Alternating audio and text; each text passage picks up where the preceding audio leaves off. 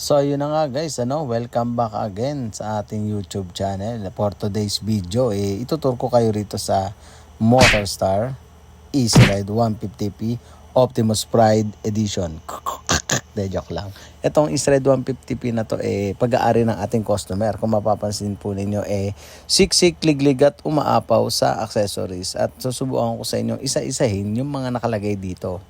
So una na nga yung kanyang laser gun na ilaw sa harapan.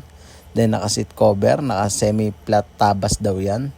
And itong mga coloreting kulay asul na to nabili lang din niya sa Shopee. At gumamit siya rito na shock na 305mm which is nag-semi-lowered naman po yung kanyang motor. Gumamit din siya ng top box bracket dyan na pang PCX, then alloy top box. Then yung mga puting nakikita nyo sa kanyang flarings hindi daw yung pininturahan yan. Yan daw ay sticker lamang. Siyempre, nag-semi-lowered siya. Sinemi-lowered yung harapan. Iniksian din yung kanyang side stand. Para pag side stand, hindi siya tutumba.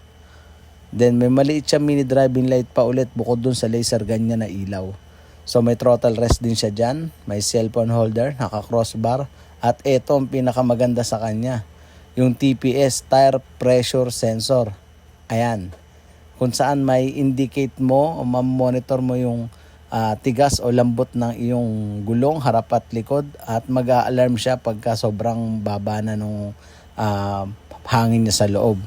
Stock side mirror din po yan na pinabend niya. Then gumamit siya dyan ng retractable or adjustable windshield bracket na pang NMAX B1.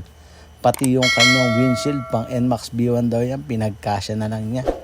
Powder coated yung mags niya ng silver, naka-semi-lowered ulit yung harapan para pantay. So ayan yung kanyang overall look. Kayo na po ang humusga kung nagustuhan nyo. Kung may napupulutan naman kayong aral o ideya, try nyo rin sa motor ninyo. Baka naman bumagay din. So mag-abang lang po kayo ngayon at muli na po tayo mag-upload dito sa akin channel. At may bago tayong i-upload na video at motor. Kung mapapansin nyo, testing natin itong patayong video na to. Babayu!